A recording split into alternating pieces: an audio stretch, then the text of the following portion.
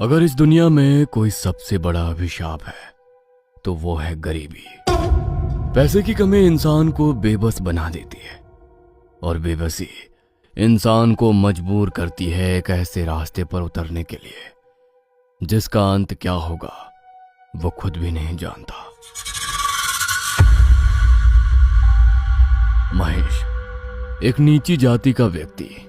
उस समय गांव में जाति और छुआछूत बड़ा ही प्रचलित था और इसी कुप्रथा के चलते ना तो कभी उसे कोई ढंग का काम मिला और उसे गांव के एक ऐसे गंदे कोने में रहने के लिए फेंक दिया गया जहां एक आम इंसान रहने के बारे में सोच भी नहीं सकता।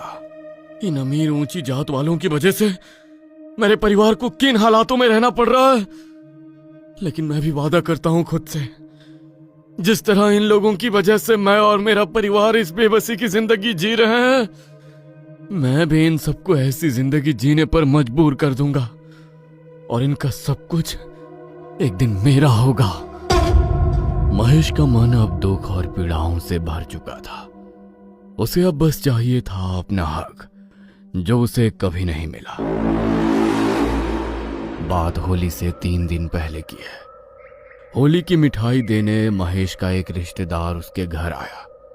घर में बस एक टूटी हुई चारपाई और टेढ़ा टंगा हुआ एक बल्ब था। खाने को बस एक दिन जितना खाना ही घर में रखा था। घर की हालत तो बहुत खस्ता है महेश।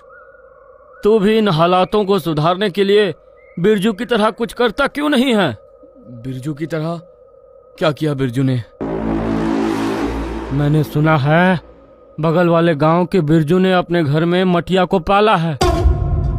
कर्ज में डूबकर मरने की कगार पर आ गया था वो, लेकिन 3 महीनों में उसकी किस्मत ऐसी पलटी, सारा कर्जा भी उतार दिया और गांव का सेठ आदमी बनकर घूम रहा है वो अब।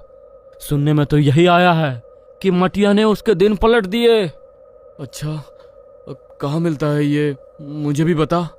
वो सब मैं नहीं जानता, बस जो पता था तुझे बता दिया। गया होगा किसी बेंगा के पास। अच्छा, अब मैं चलता हूँ, और जगह भी मिठाई देने जाना है। मदन तो वहां से चला गया, लेकिन महेश के जहन में वो छोड़ गया उस एक शब्द को, मटिया। मटिया के बारे में जानने के लिए अब वो बाबाओं और बैगा के पास भटकने लगा और आखिरकार एक दिन उसे वो बैगा मिला जो उसे वो देने वाला था जिसकी उसे इतने दिनों से इच्छा थी। तू जितना सोच रहा है यह उतना सरल नहीं है।